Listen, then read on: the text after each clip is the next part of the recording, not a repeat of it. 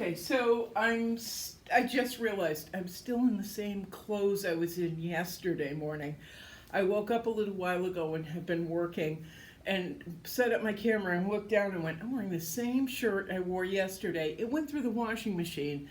My bathrobe did not, but same shirt, don't care. I'm going to make a video anyway because that's how we roll. Behind me is my portrait of Sophie Scholl. Yesterday I covered some of the symbolism in the painting. And like I said yesterday, I'm not a big fan of symbolism. I like to try and go a little bit deeper and express the feeling of the person, the feeling that they create or created.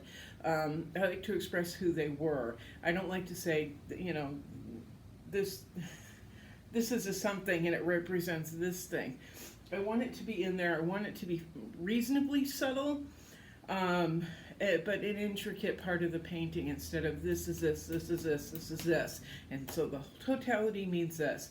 I want it to express the human being. So I started working on Sophie Scholl again last night. I let the paint dry and started going in. As I said, there were 80 lines. There should be 80 lines in here, 80 stripes as in a prison garb, to represent the 80 people who supported her and the 6 members of White Rose who put out those terrific, really mind-altering pamphlets at the University of Munich. But what I was doing last night was going in with colors. And I've gone in with several different layers of colors. I started off with grays, and then I started highlighting with whites, and then I put in some blues, and so it's layer on top of layer on top of layer. And what happens with me is the first, second, third layer may not be right, but the 5th one, all of a sudden it starts to gel, and it starts to make sense, and it becomes almost ethereal in feeling, or so I'm told. And now I'm going in between the lines with white pastel, oil pastel, some black pastel, and just kind of reiterating the lines. And I keep doing that. And I keep doing it till it does meld, and it feels like part of the entirety. And there's a flow. My housemate, who does not speak art, which I really appreciate, said to me last night, I love the balance in this. And like I said, he doesn't speak art, he doesn't know art, he doesn't paint, he cooks, thank God. But he said, I love the way this balances, the black on black. But then he said he also sees black here, black here, black here. And it's not like I said, I'm going to plan this. It's just how it happened, and it happens organically, thank God, in my paintings. It used to be such a struggle to do any of this, and I would second guess and third guess and fifth guess and eventually throw the painting out or get so angry with myself that I couldn't paint again for months or draw again for months because I was worried over every little detail. And now I know, just let it flow. Let it flow. It'll work itself out in your head and on the canvas. Now, Sophie's going to go to the side today for a bit because I got to let her dry. She's getting a little muddy. Hang on. Oh. And behind Sophie is my portrait of Pulp Friction. And I announced Pulp Friction was done the other day, but the more pictures I see of my friend Pulp, the more I realize he's a little too cartoony. So I'm going to have to find a way of shading and highlighting, although I did go through and highlight parts of the hair, putting flecks of color here and there. I don't want him to feel like a cartoon. Because although Pulp is a drag queen and does do drag art in Providence and is someone I greatly admire so much that when we finally met, I couldn't even speak. I just stood there and go, you pretty, just like I did with Vanessa German, the great sculptor Vanessa German. You pretty. I lost my mind. But just because I'm doing a portrait of a drag queen does not mean I have the right to make this person cartoonish. So I've got to make Pulp feel more three-dimensional and reach in there and find that underlayer. Find that underlayer of courage and power that allows this man to go out every day and perform the art that he feels he needs to do in life. And he's or she is absolutely brilliant. So let's put this little doodad to the side. And this is another painting that I'm working on while I'm trying to figure out pulp. Oh, and with having pulp over there, I might be able to do it. Now, as you can see, there's 3 young girls in this painting. The other day, someone said to me, you know, you might sell more work if you didn't just paint drag queens, which I thought was extremely dismissive and snide, to be honest with you, and it's someone I care about. But I found it really aggravating, and because, first of all, don't tell me what to paint. First of all, do not tell me what I should be doing. Do not insult what I do, because then you're not seeing the larger portfolio and you're not seeing the ability. You're just seeing what you want to see in 1 or 2 particular images.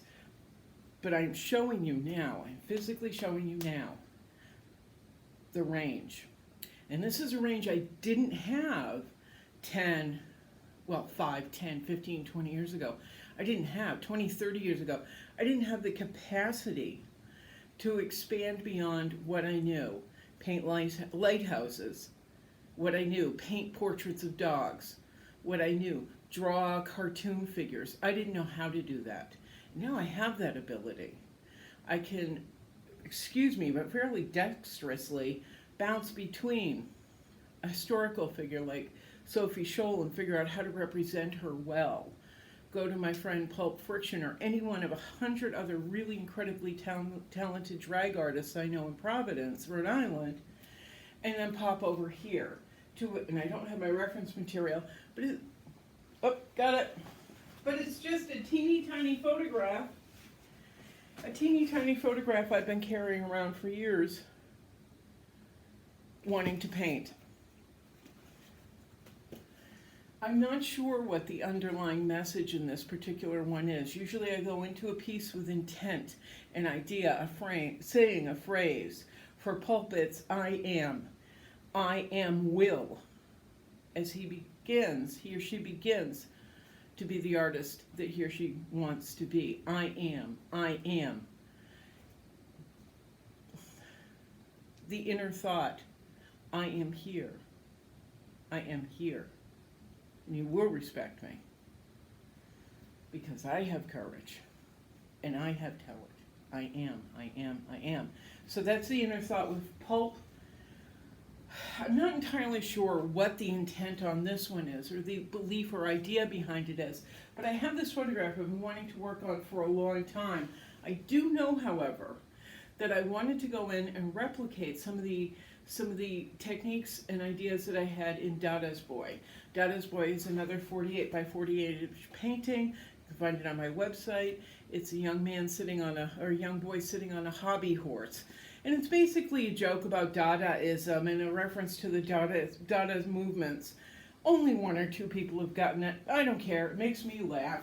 But there were, in Dada's Boy, there were color variations and shades from the aerosol to the trees. And then I figured out how to press paint up against each other in this really deeply moving way. It was moving to me anyway. It really caught me. So what I'm going to try and do is push the paint, leaving some of the underlying aerosol shapes and colors to show through. But I'm also going to take what I've learned in Sophie Scholl, where I had all these stripes, in fact the exact same stripes, if I'm correct, and I painted roses over the top of it, and other, and abstract kind of blocks of color. And I'm going to use what I've learned over there and place it here. What I don't want to do is just have a painting of happy children, because I want to paint happy children. That holds absolutely no interest to me. None. That is not anywhere in my realm of thinking, in my portfolio at all. My work is about the act of painting. My work is pulling out something deeper than just an image of, oh, that looks like so-and-so. It's got a feel. It's got a feel. And luckily for me, I think I've hit the right notes, because in show after show and person after person who sees my work, they say it's a punch to the chest. This work punched me straight in the chest. And it doesn't matter if it's Ruby Bridges, or if it's these three young girls, or if it's one of my drag queens, or it's a historical figure. Lucky for me, I've worked at this hard enough now. I've worked really hard to dig deep so we can get that punch to the chest while expressing the actual act of painting. So I'm kind of excited about this. I'm kind of excited. But right now, I've got to go shower because I'm covered in sweat. I do not recommend Florida in the summer at all for any reason. It is too friggin' warm. Ciao.